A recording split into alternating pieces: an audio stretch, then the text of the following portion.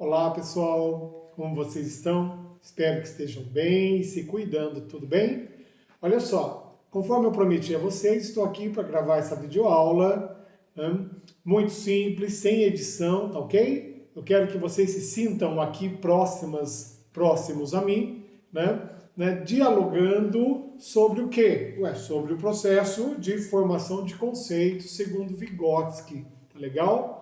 Eu quero então que a gente tenha esse momento diferente, né, das aulas, em tempo real, que nós nos utilizamos de outra ferramenta, para que vocês tenham tempo e tenham, né, em outros momentos, recursos para assistirem essa videoaula quantas vezes assim desejarem e indicarem a quem vocês quiserem também. Tá legal? Ok?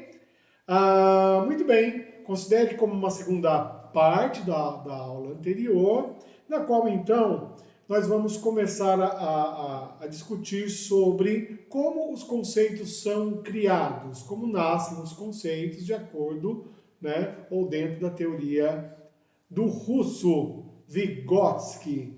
Tá legal? Uma coisa que nós não podemos esquecer logo de início, gente, falou de formar conceito, tem que pensar em linguagem. A linguagem humana para Vygotsky é o sistema simbólico fundamental, independente de qual cultura nós estivermos, o ser humano estiver, tá ok?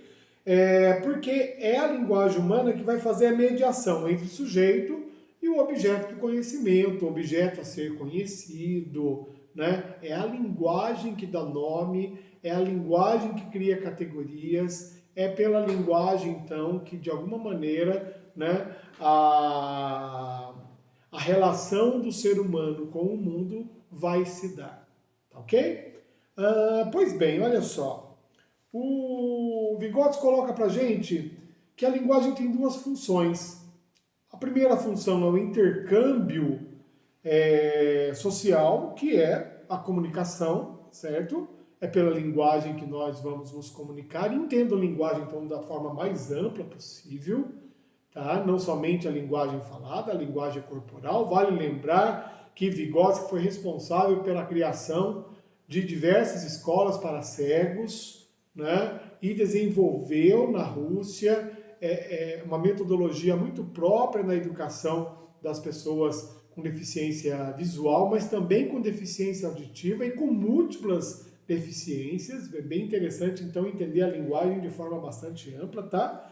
Mas a linguagem também como um pensamento, né, generalizante. Isso mesmo, tá? A experiência nesse segundo ponto. Então, se como intercâmbio social é a comunicação, nesse segundo ponto, nessa segunda função, como pensamento generalizante, nós veremos a linguagem, né, criando, organizando as categorias conceituais da nossa experiência. Então, nós temos uma experiência com o cachorro até chegar ao conceito de cachorro, né? E pelo conceito de cachorro, nós vamos agrupando todos aqueles animais, independente da sua raça, se é pastor alemão, se é um piquinês, né? Se é um pitbull, sei lá, né? Independente da raça, nós vamos criando e agregando todas as características daquilo que eu posso chamar de cachorro, né? E assim acontece, né, com uma cadeira, né, que eu posso usar o termo cadeira para um sentido e para outro sentido, né, a cadeira de sentar, a cadeira do professor enquanto cátedra, né, que ele ocupa numa universidade, por exemplo, né, a cadeira de vereador e assim por diante, tá? Porém, ali na página 28, o Vygotsky faz uma diferença muito interessante, que eu vou tentar ler aqui, que esse flash me cega, hein? Então, se eu der uma erradinha aqui, vocês me perdoem. Vamos ver se eu consigo ler. Olha, pensamento verbal não é uma forma de comportamento natural e inato, mas é determinado por um processo histórico-cultural e tem propriedades e leis específicas que não podem ser encontradas nas formas naturais de pensamento e fala. Então, pensamento verbal, ou seja, ao pensar para falar, como estou fazendo aqui agora, né? Ou simplesmente uma criança nomeando o seu brinquedo, né? Exige de nós, né, uma transcendência, exige que a gente esteja além daquela condição natural do desenvolvimento biológico do cérebro, né, nos lançando para o processo, né, cultural, ou mais precisamente, como o Vygotsky fala, né, um processo histórico-cultural dentro da história de um determinado lugar e ainda por cima dentro do grupo cultural que eu pertenço, que tem tudo a ver, gente, com a classe social também, né? Então é sim um conceito que eu vou desenvolvendo de irmão numa casa que tem 5 irmãos que dormem todos na mesma cama, né? E a comida é mais ou menos dividida de forma, né, igualitária para que todos consigam se alimentar, é bem diferente de uma outra casa em que cada irmão tenha o seu quarto e que às vezes nem compartilham nos espaços comuns da casa. Então, a palavra irmão estará além, vai além, transcende a ideia de consanguinidade, né? Então, nós temos, de novo, a construção cultural, histórico-cultural, e ainda por cima é preciso levar em conta o grupo que eu pertenço, né? E, sobretudo, a classe social, quer dizer, o lugar que esse grupo ocupa numa sociedade vista do ponto de vista macro, né? Do ponto de vista maior. Tá bom? Indo para frente, um pouquinho de água. O Vygotsky, então, ele tem o objetivo de compreender, de mostrar para a gente, e ele deixa muito claro isso, que compreender e comunicar-se são equivalentes. Ninguém comunica aquilo que não compreendeu. Eu só comunico o que compreendi. Então, mesmo que sejam processos mentais diferentes, compreender e comunicar, eles são equivalentes tanto para a criança quanto para o adulto.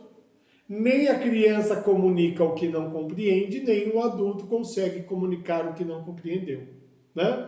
O que acontece quando vocês vão elaborar a prova, achando que aprenderam aquilo que o professor ofereceu e, travei, professor, não consigo. Não consegue o quê? Não consegue comunicar. Não consegue comunicar por quê? Porque não compreendeu.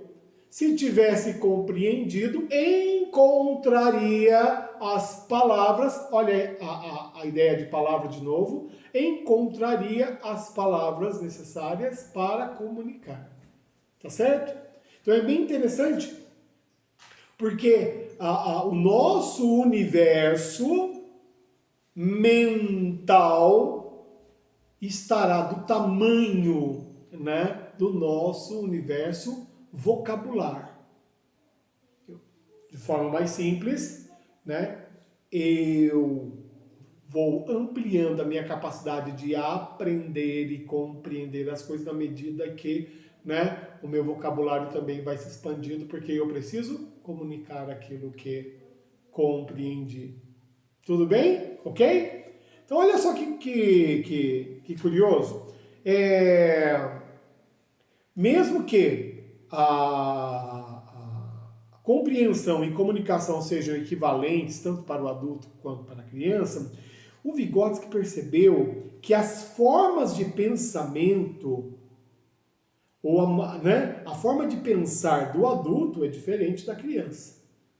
Então, o quanto a criança se utiliza de um mecanismo, isso mesmo, de mecanismo de pensamento, para falar sobre o seu brinquedo, é diferente da que eu estou utilizando agora, tentando passar para vocês um conhecimento científico.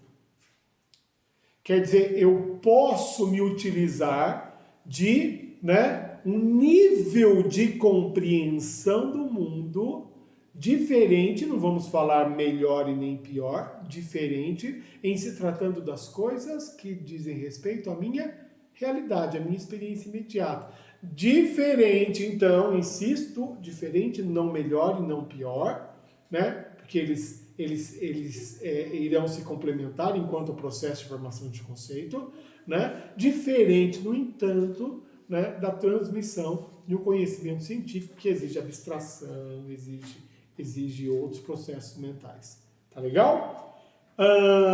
Esse experimento que o Vygotsky fez, muito curioso, Ele pega diversos objetos e põe nomes nesses objetos e até é curioso, porque nós adultos teríamos grandes dificuldades para resolver e os nomes não tem nada a ver dentro da nossa cultura com aquilo que os objetos são. Então, um objeto que seria para ser identificado como mais alto, eu coloco ali um signo qualquer ali, um dir, um dor, um kir, e falo que diz respeito a uma outra língua, de uma outra cultura e tal, As crianças tendem a assimilar isso com mais facilidade.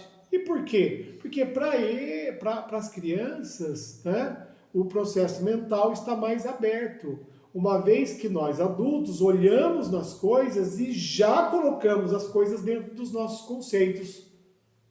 Nós fechamos as coisas dentro dos nossos conceitos, enquanto que as crianças ainda estão num processo aberto de formação desses conceitos. Tá? É essa formação, é esse pensamento,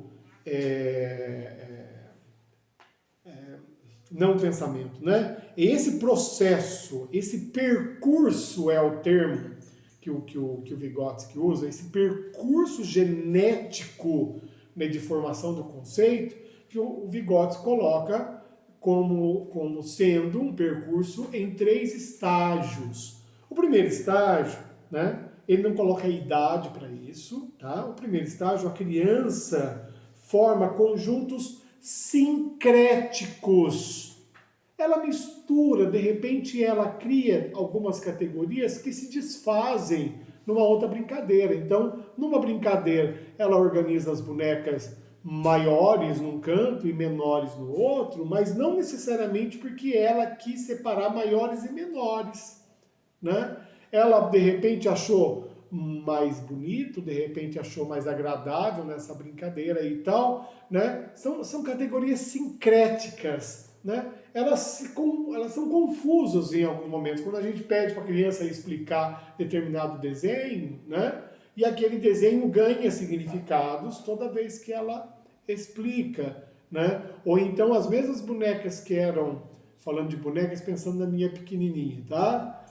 As mesmas bonecas que eram colocadas dentro de uma categoria no brinquedo, como eu disse, pode estar em outro brinquedo, e numa outra formação categórica, tá? No nível mais avançado, temos o pensamento por complexos, é assim mesmo, tá? O pensamento por complexos.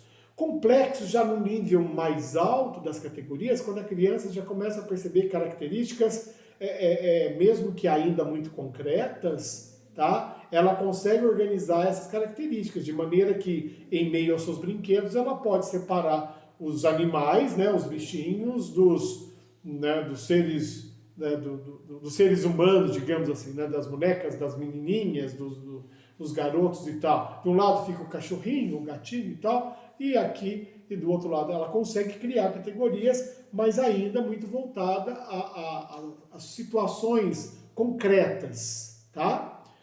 E no nível mais alto, a formação de conceitos propriamente dito, quando aí sim nós desenvolvemos uma habilidade cerebral no nível realmente mais avançado, que é a habilidade de síntese, habilidade de análise, quando eu consigo por meio de uma análise, né, separar,